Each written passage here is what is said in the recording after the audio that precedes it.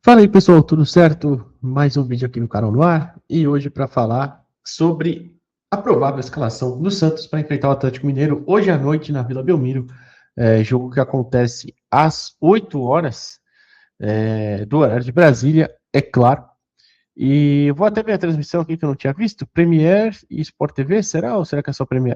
Premier e Sport TV. Então você vai poder acompanhar essa partida. E já tinha até ontem, já tinham vendido 9 mil ingressos, né, na sexta-feira, pelo menos a última parcial que eu vi, né, do De Olho no Peixe. Imagino que deva ter um bom público aí na Vila para esse jogo. Jogo bem difícil, jogo bem difícil. O Atlético vem de uma boa fase, né, com o Eduardo Domingues, que assumiu depois da saída do Sampaoli, claro, e venceu, né, os dois últimos jogos pelo Campeonato Brasileiro. Foram a Chapecoense e o Atlético Paranaense. É isso, Chape fora de casa por 4-0 e o Atlético Paranaense em casa por 2-1. Até o jogo mais recente foi uma derrota pela Sul-Americana também. Eles estrearam perdendo, assim como a gente, mas perderam para o Puerto Cabello lá na Venezuela por 2-1. Só que o Atlético usou um time misto, de fato, mais misto do que o do Santos, né? Então vem numa boa fase aí. E um jogo bem complicado para o Santos, que tem alguns retornos também, e a gente vai falar disso rapidinho. Antes eu só peço para você deixar um like no vídeo, se inscrever no canal, sempre muito importante, de graça, ajuda bastante a gente. Pós-jogo diretamente da Vila, claro, hoje à noite. E, bom, se você quiser se tornar membro do canal também, fique à vontade, porque isso ajuda ainda mais e te dá acesso a conteúdos exclusivos, tá bom? E eu tô gravando até no StreamYard aqui, por isso que a imagem fica um pouquinho pior, mas é só para compartilhar a tela com vocês e a gente mexendo, porque a provável escalação, coloco aí agora, compartilhando a tela com vocês. Segundo o Lucas Mussetti, o Wagner Federico, eu vi que também deu essa escalação, se eu não estou enganado, era isso, igual, ou tinha uma mudança, não sei. Eu vi até que eles divergiam só na questão dos relacionados, por exemplo, o Wagner disse que o Miguelito não seria relacionado e o Matheus Xavier sim, o Mussetti disse que o Miguel ia e o Xavier não. Então vamos aguardar para ver, né? Se é que, de repente, a hora que. Eu acho que não saiu a lista a hora que eu publiquei esse vídeo, né? Porque eu ia publicar às 8h30 da manhã. Eu tava pensando 8h30, 8 horas, não sei, do sábado. O Santos deve publicar mais ao longo do dia. Mas, enfim, a provável escalação é Brazão, Igor Vinícius, Lucas Veríssimo, Luan Pérez, Escobar, Oliva e Gustavo Henrique, o Gustavinho, Neymar, Bom Tempo, Rony e Gabigol. E aí a gente tem algumas coisas aqui a falar, né? Para começar, é claro que o Rony vai ficar para depois. É que eu tô com ele na cabeça, que no último jogo dele me irritou. Até falei para vocês aqui no vídeo que eu fiz, né? Na quinta-feira, se eu não estou enganado.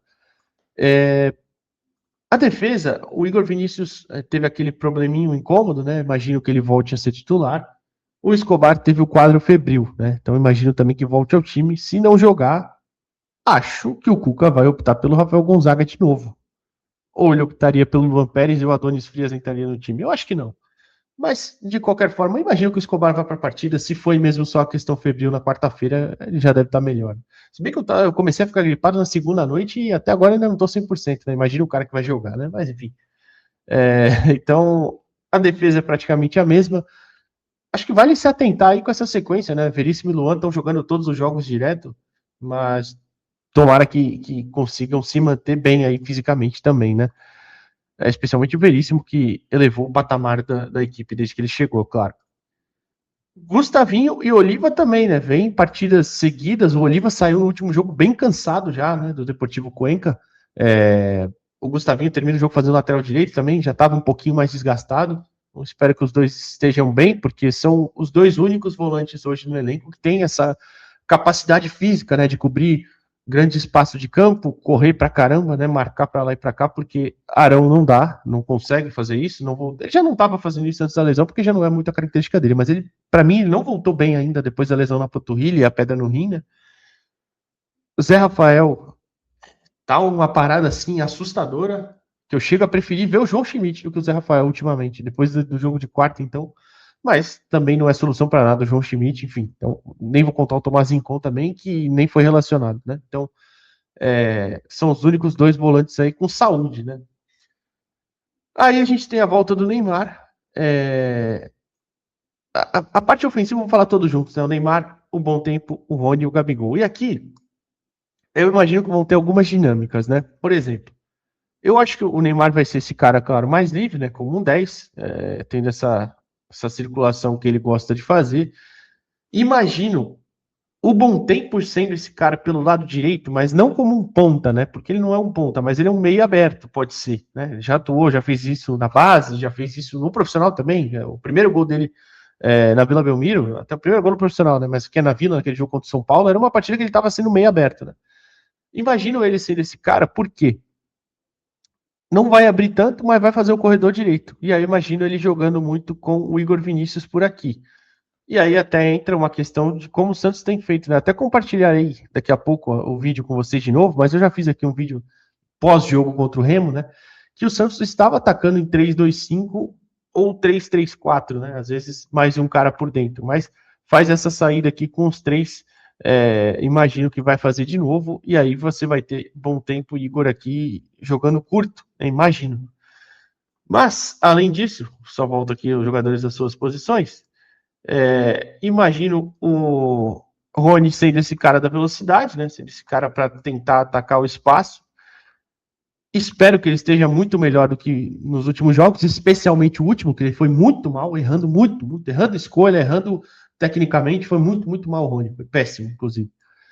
Mas imagino ele ser esse cara de velocidade, e aí aqui é a questão, né? Tendo o Gabigol, imagino que mais livre, né? Saindo da área, e a ideia deve ser essa, do Rony atacar esse espaço deixado pelo Gabigol. Ou, ainda, eu posso até levantar essa hipótese, né, de ter uma dupla, né? De ataque com Rony e Gabigol, Neymar próximo, e o Bom Tempo também sendo esse cara, tipo, o terceiro homem de meio, né? Meio que sendo um armador próximo ao Neymar, mas sendo um cara também para levar essa bola dos volantes ao Neymar. Aconteceu isso esse ano já, né? De ter dois meias abertos assim, mais ou menos. Tipo, o Caixinha vai falar. O Vojvoda fez isso contra o Red Bull Bragantino lá na Neoquímica Arena, né? Com o Gabriel Menino na direita e Miguelito na esquerda. Contra o São Paulo na Vila também, se não estou enganado, né? Aí era até uma estratégia diferente, porque era para o Rony. O Rony justamente fez esse papel, né? Ele estava na esquerda, mas era para formar dupla com o Gabigol enquanto atacava a área. Enfim, temos algumas possibilidades aqui, mas eu imagino mais sendo isso. O Neymar livre, o Rony atacando o espaço, o Gabigol também livre para circular. E o Bom Tempo fazendo esse lado direito aqui para jogar com o Igor Vinícius. Eu acho uma estratégia interessante, razoável. Eu não sei se eu escolheria o Rony. O Rony me irritou muito no último jogo, mas não é como se tivesse muitas opções também. Vale lembrar que o Escobar, o Barreal está suspenso, tá? 3 cartões amarelos, então não vai para o jogo. Você tem o Lautaro como opção, que é uma opção, né, que eu não contaria. Você pensa no Miguel, o Miguel não é esse cara de velocidade e tudo mais, a não ser que você mudar as características de como você iria atuar, né? Tassiano também não, então você meio que limita, né? Ou você pensaria no próprio Matheus Xavier, que eu citei antes, que eu não sei se de fato vai pro jogo, né? Como eu falei, o Mussetti falou uma coisa, o Wagner outra, né? De relacionados, mas enfim, tem essa dúvida. Mas o Matheus é esse ponta velocista, né? Um ponta que ele nem é necessariamente de tanto ataque ao espaço, ele é mais bola no pé, mas tem um bom contra um, é um ponta veloz, então poderia também fazer um pouco desse papel, mas é muito difícil imaginar o Cuca fazendo isso, né? Ainda mais porque o Rony é um cara de confiança dele. Então, entenda essa estratégia, se for isso mesmo, claro, de repente chega no jogo e é uma diferente, e aí tudo bem, a gente analisa aqui amanhã. Pode ser amanhã também, né? Mas claro, hoje no pós-jogo, amanhã, por acaso, se for diferente, a gente faz com mais calma e mostrando imagens e tudo mais, né? Mas imagino que seja isso. Agora tem uma questão também. Imagina que o Escobar também subindo muito pouco, tá? Não imagino ele subindo muito por aqui. Mas tem uma questão, eu ia falar sobre o Galo, né? O Atlético tem jogado variando, né? Bastante no jogo contra o Atlético Paranaense, por exemplo, jogou com uma linha com 4 defensores. Já no jogo contra o Flu, por exemplo, no Maracanã, foi 1-0 pro Flu, um bom jogo, assisti esse jogo, foi muito bom, bem disputado mesmo. Jogou com 3 zagueiros, por exemplo. Mas, de qualquer forma, o que eu ia falar? O Renan Lodge é um cara importantíssimo no funcionamento ofensivo dessa equipe. Renan Lodge, lateral esquerdo, que vai jogar, a gente imagina, nesse setor aqui, né? Claro. E é um cara que é muito participativo no lado ofensivo. Então, eu não sei se a ideia também pode ser para tentar segurar um pouco do Renan Lodge, mas não imagino que ele não vá subir por isso, tá? Claro, só estou levantando essa hipótese, mas tem que ter muita atenção com esses avanços dele. Normalmente ele é o cara que joga bem próximo à linha lateral aqui, né, para alargar o campo e é bem utilizado no ataque do Galo. Ficar de olho nisso. Um que eu sempre acho, mas aí é pela qualidade, né, que vale ficar de olho, é o Hulk, que deve jogar, né? Um cara que nem estava tão bem essa temporada, mas nos últimos jogos ele meio que ganhou a confiança, né, com o Eduardo Domingues, acabou atuando mais. Eu até vi uma matéria que ele perdeu peso recentemente, né, tá mais móvel e tal. É um cara que até a gente pode argumentar, né, como eu falei, nem tá tão bem, não faz gol já há algum tempinho, mas é sempre perigoso um jogador desse nível, tá? Eu, particularmente, sempre tenho um respeito muito grande por esses caras. E um que eu falaria aqui que o torcedor talvez não goste é o Vitor Hugo. O Vitor Hugo tá muito bem lá no Atlético. Tem atuado como meia tanto pela esquerda quanto pela direita, mas é um cara que tem pisado muito na área, tem feito seus gols, né? Então, não me surpreenderia se ele fosse uma das principais peças ofensivas, como tem sido, né? E como eu falei, tem sido o cara bastante, joga pelo lado esquerdo, joga pelo lado direito, sempre chegando bastante à frente. Nem tanto. Ele não pisa tanto na área a todo momento, mas é um cara que chega na área para finalizar, né?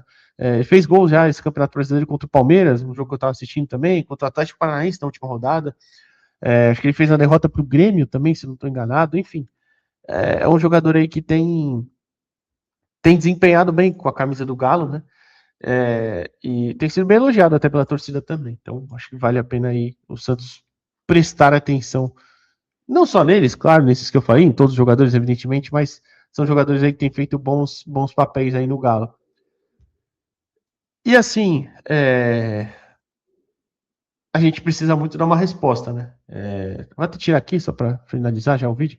A gente precisa muito dar uma resposta. O Santos hoje tá lá embaixo na tabela, né? 15º, não tem uma sequência tão favorável, né? São 4 jogos em casa, sim, mas por competições diferentes, é claro. A gente pega o Atlético Mineiro hoje, depois pega o Recoleta terça-feira, depois o Flu no domingo, né? Se eu não estou enganado, e o Coxa na quarta-feira, o Coxa pela Copa do Brasil, o Recoleta pela Sul-Americana.